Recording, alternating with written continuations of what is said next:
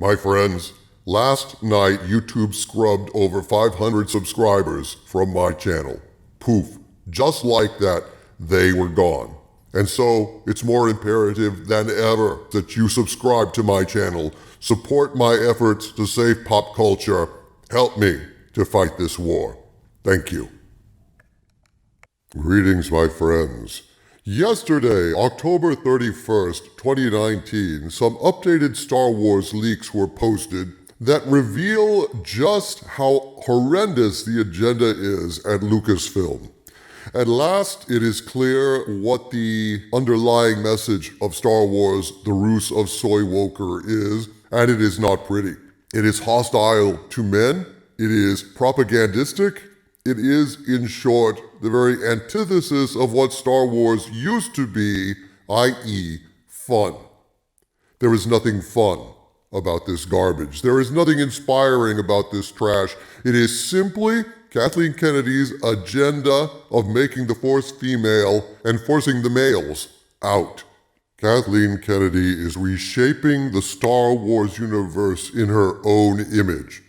This is nothing less than the destruction of Star Wars as we know it, and the reconfiguration of this story into a fantasy of Disney princess power.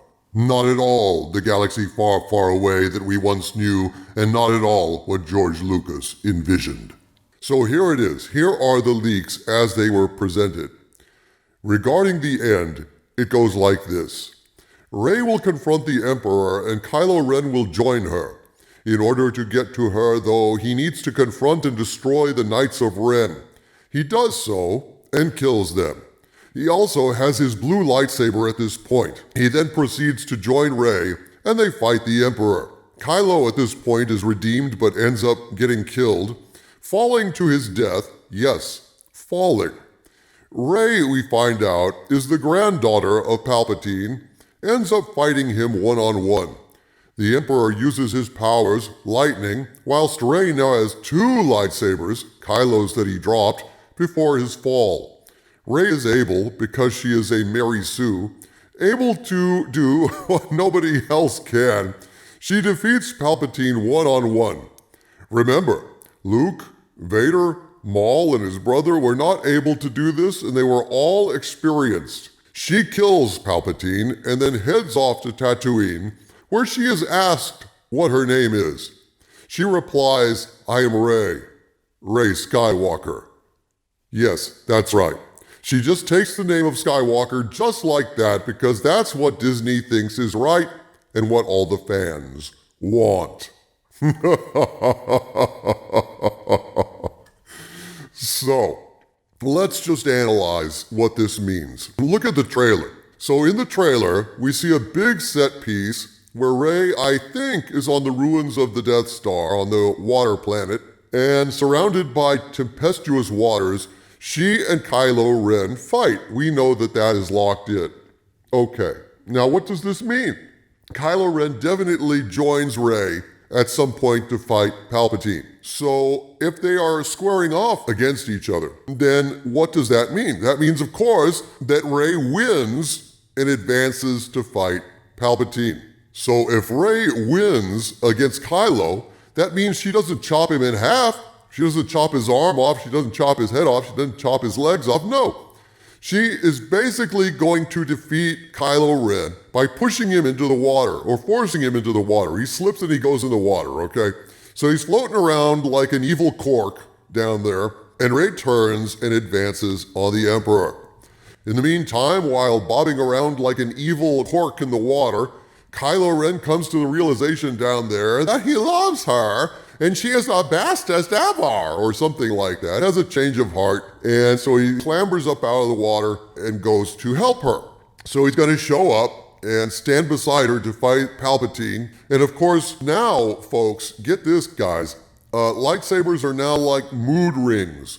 They change color according to the heart of the wielder of the lightsaber. Therefore, Rey's love turns Kylo Ren's lightsaber blue from red because he was the classic bad boy and her love has reformed him, which is, of course, the fantasy of every Disney princess that ever lived, to find a bad boy and turn him good. So that's what that means. That's what that has to unfold in some variation of that. It has to.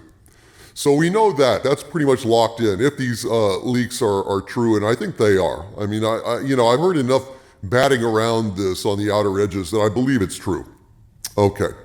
So now, with his blade turned below from the amazing Wonder Ray's love, they fight Palpatine. Palpatine kills Kylo Ren, and then Rey kills Palpatine. Now, what does that say? What that says is that Disney brought back Palpatine specifically so that Rey could beat him, and by beating him, by proxy, beat every single male in the Star Wars saga. Because consider that Palpatine was only defeated by Luke and Vader in conjunction with each other. That was the only way that Palpatine could be destroyed.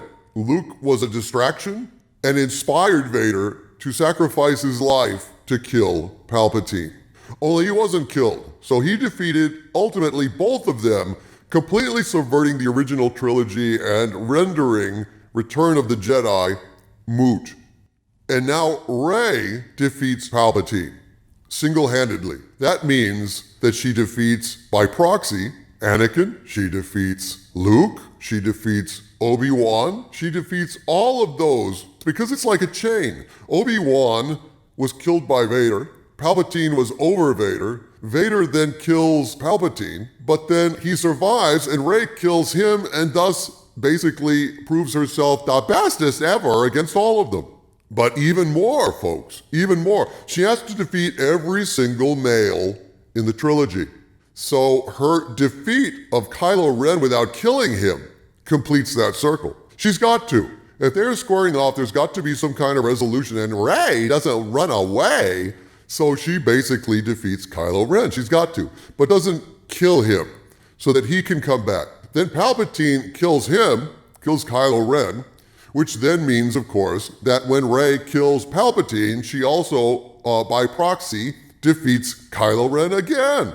Because if this force was strong enough to kill Kylo Ren and then Palpatine is killed by Rey, then that means Rey was strong enough to kill Kylo Ren, was strong enough to kill Vader, was strong enough to kill Luke, was strong enough to kill Obi-Wan, on and on and on down the line. And then ultimately, she succeeds Luke Skywalker as the scion of the goddamn Skywalker clan.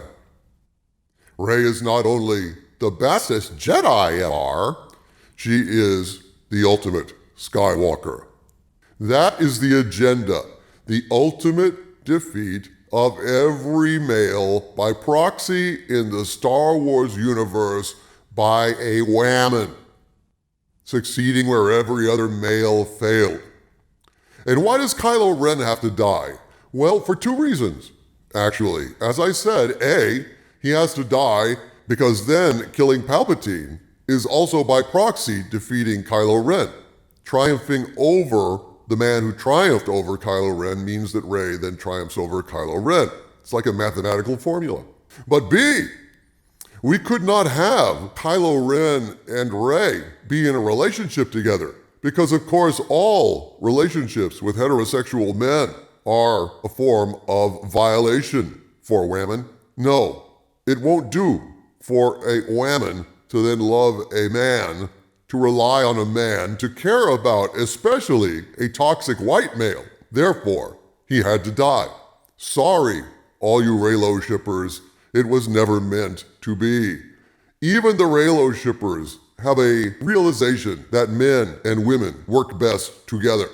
But Disney does not even allow for this because being in a relationship with a man is just not in the cards in 2019 Disney. So there you have it. Here we have the ultimate perfection of the identity politics of Kathleen Kennedy, where a whammon ultimately triumphs over every single male in the Star Wars universe, proves herself more powerful than the most powerful, single-handedly without any training, except from Leia, if there is in fact a training sequence with Leia early in the film, as is rumored.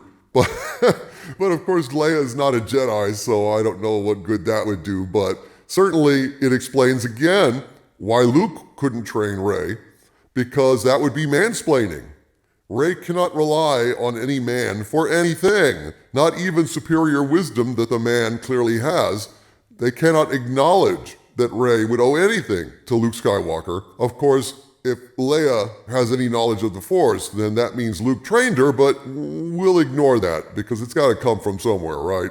This is awful. This is a goddamn disgrace. This is just pathetic, and I cannot wait for this abomination to detonate in theaters. I can't wait to see the fallout from this garbage. It is going to be atrocious.